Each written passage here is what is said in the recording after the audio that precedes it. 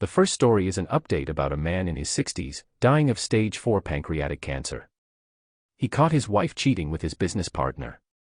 The part 1, 2, 3, and 4 is in the description below. Update 5. I discovered the affair when I came home early to tell her about my diagnosis, confrontation and aftermath. Mike Tyson said, "Everyone has a plan until they get punched in the mouth." Yes, every plan does not go exactly as you vision. Mine is not exempt from this reality. I will take a moment to set the table of my plan for you. Jane and I have a weekly date night and we generally use the same restaurant. So much so we have a regular table. It is in the back, still public but away from the high energy near the bar. I decided that this would be the place I confront her. I planned to do it after the end of dessert. I got my lawyer and his wife's reservations at the same time. I gave our server the payment for both of our party's meals before we began. She has been our server for years. I had Carol on call to help Jane after I leave. My plan was to end the meal with a conversation about our relationship. I wanted to record it. Then I would confront her, tell her about how I know, my diagnosis, and the plan for what I want, and give her a letter asking her to not contact me or my family or come to the farm. I would have the letter witnessed. I would also leave her a briefcase full of evidence along with the divorce papers. Then get up and walk away. I expected her not to make a scene to protect her social status. I did record the conversation. She gushed about how great our relationship has been over the years. She talked about how great we are as a team. I asked her if I treat her right, have ever abused her, etc. She said of course not. Then I asked her why she cheated on me. She stated that she does not know what Carol told me but that it is she is wrong. I told her I had already known before Carol told me. At that point everything I think Jane had prepared to counter this conversation left and so did the color on her face. All she could do is ask, "What?" I then told her to let me get through this without interruption and she shook her head in agreement. She went from a confident and prideful woman to a woman with the deer in the headlights look. All she could do is nod. I then explained how I came home after my meeting with my doctor. I was rushing home to have the most difficult conversation with the one person I wanted to talk to. I explained that when I drove up, I saw his car. I then checked the cameras and saw they were in privacy mode. I decided then to go to the farm. I told her that I still had footage, and she almost interrupted to ask how, but I just put up my hand to remind her to let me finish. I told her about my diagnosis and plans not to fight the disease. I saw the heartbreak in her eyes, and I got angry. How can she feel sorrow for me? But I moved forward. I then signaled the waitress, and she went over and got my lawyer. They both came to our table. My lawyer handed me a briefcase and a folder with a letter. I told her that I don't want her to contact me or my family or come to the farm after I left tonight. I signed the letter and asked the server to witness it. The server and lawyer then watched me give the letter to Jane. I then dismissed them.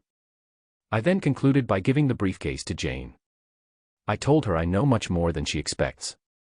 I was totally destroyed. That there are divorce papers in there already signed by me, and she can sign them and start the divorce proceedings. I told her I don't expect to survive a contested divorce. That as long as I am alive, she can stay at the home in town. I will be at the farm. I will not see her after tonight. I don't want to hear any excuses. I have called Carol to help her home. In true fashion, Jane kept her composure in public. She just uttered a quick "but," I just reminded her I am leaving, and I am done.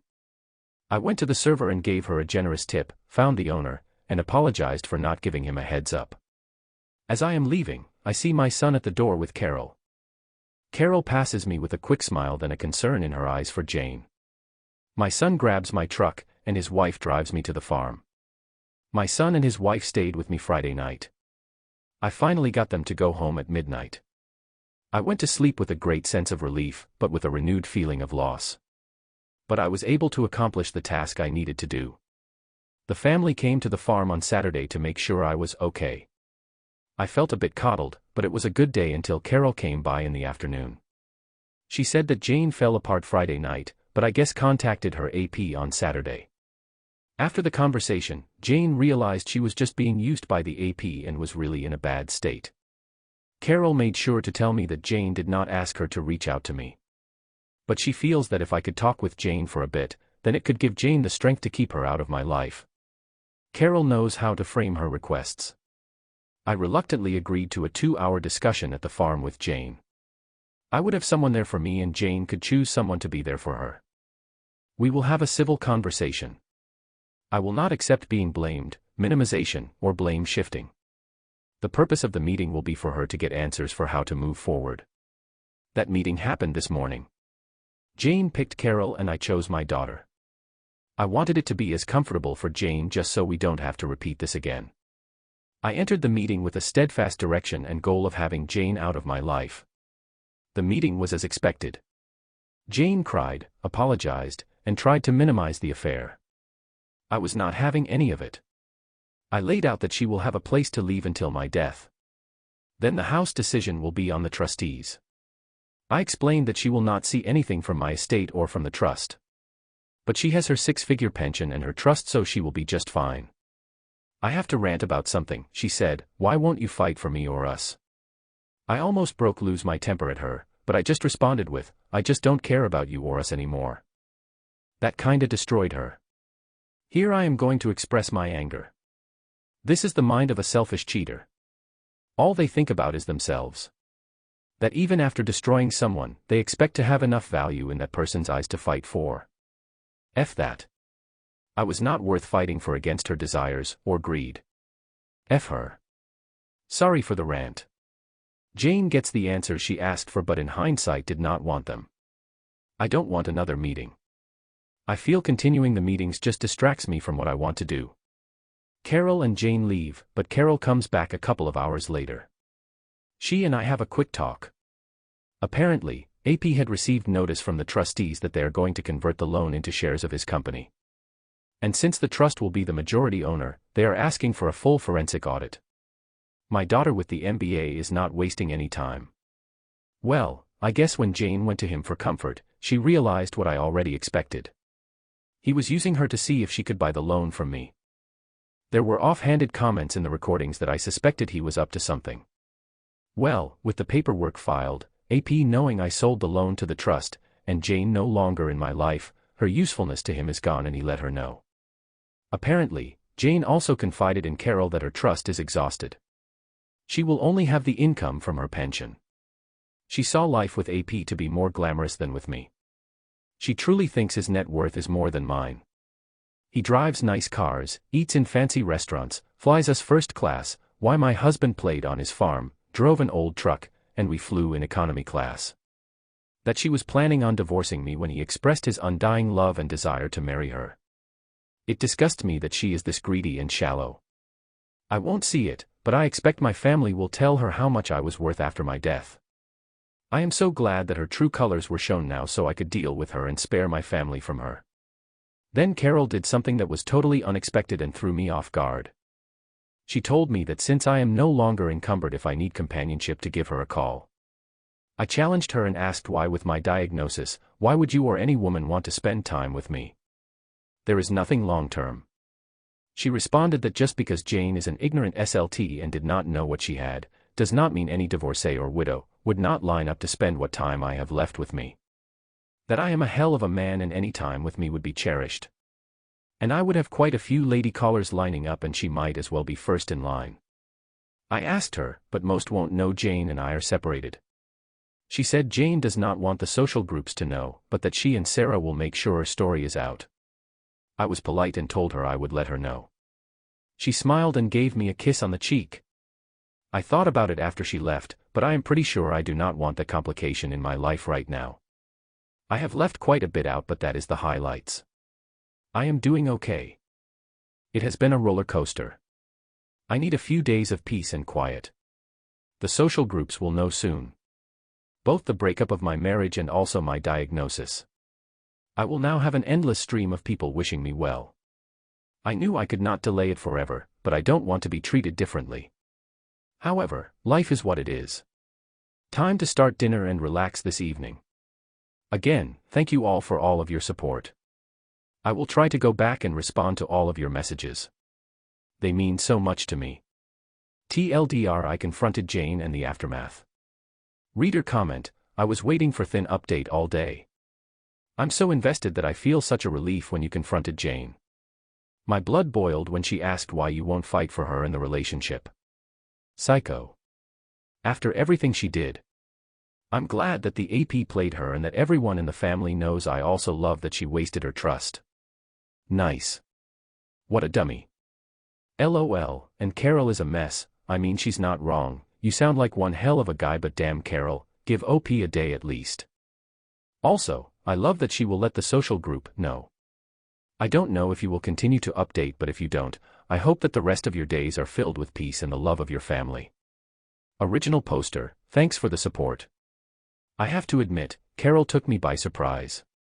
She said she wanted to be first in line. I guess she believes that fortune favors the bold. I am sure there will be more drama that I need to vent and gain support for. Thanks, reader comment. Thank you for sharing your story in appropriate detail. I am very sorry that you had to go through all of this and that you have some challenging times ahead.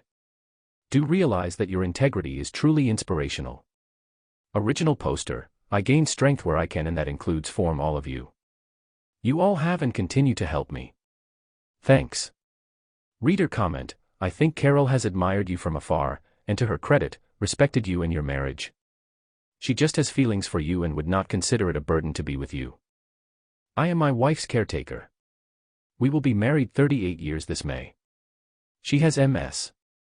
I have never felt it was a burden to care for her because I do care for her. You must be a hell of a guy to be so well thought of. I'm sure everyone who loves has been enriched by your legacy. Keep us updated.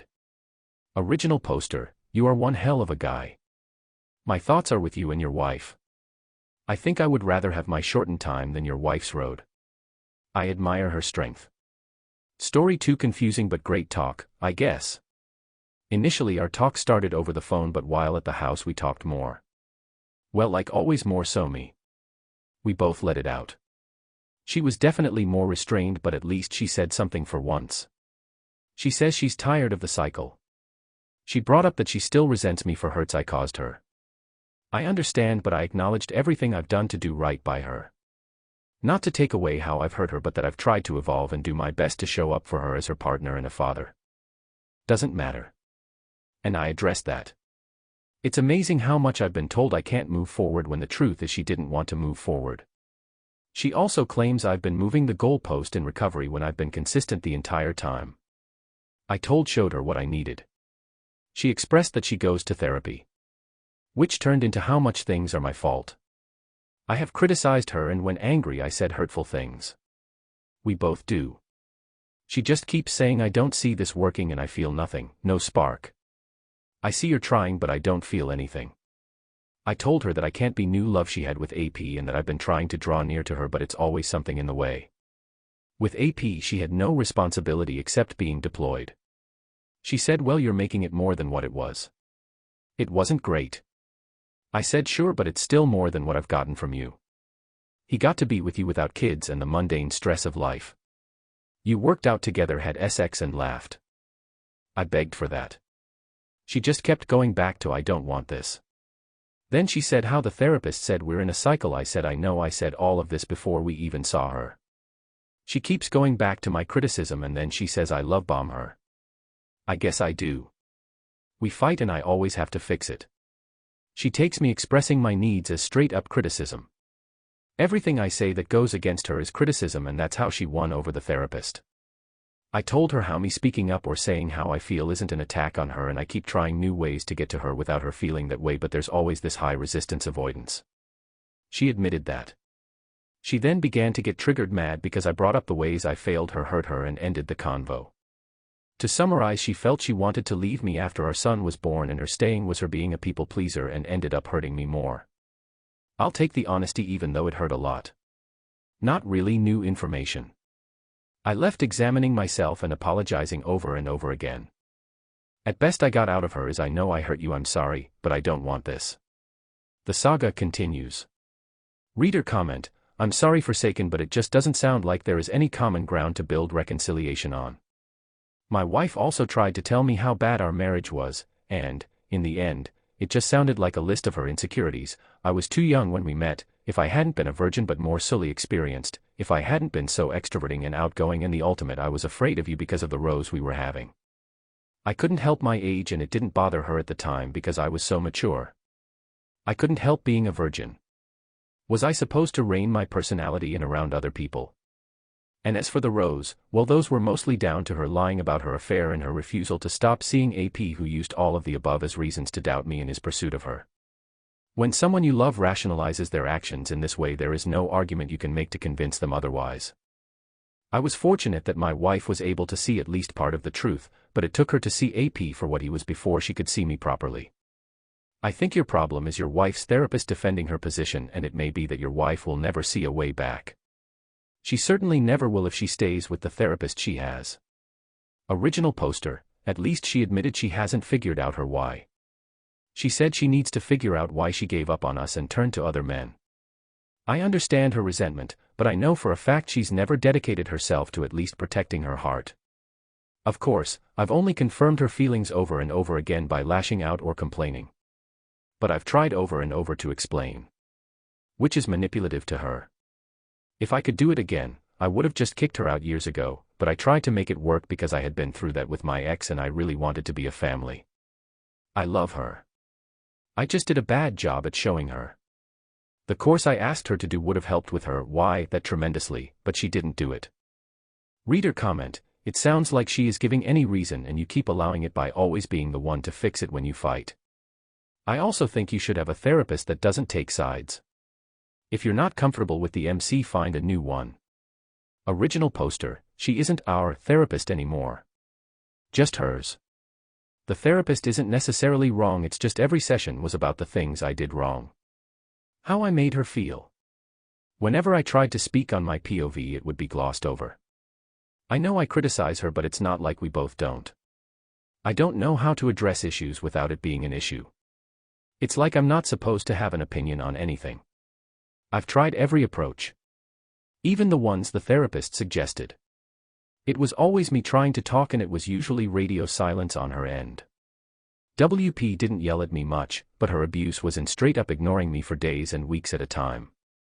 She wouldn't say she loved me, let alone hug me. I would talk about the stonewalling and abandonment, and the therapist would just bring it back to my criticism. I kept getting told how I can't move on from her affairs, yet the whole time it was her not even truly forgiving me for my past failures. I took that on so much I barely made time for myself over the past 4 years. I've done everything. Raising the kids, teaching them, doing housework, fixing things, building things. I tried to prove myself to just get something. Nothing. Just. I'm unhappy. I've told her everything, given her every resource to make things right on her end. Books, courses, she would read a book and take out the parts pertaining to the betrayed. She wouldn't do a course. She'd make me feel bad for questioning her. Saying she feels trapped. She felt trapped because she was never really in it. Always 1 foot out the door. It was her who asked me to move into the house. Our conflict always coincided with things she wanted to do versus my opinion on them.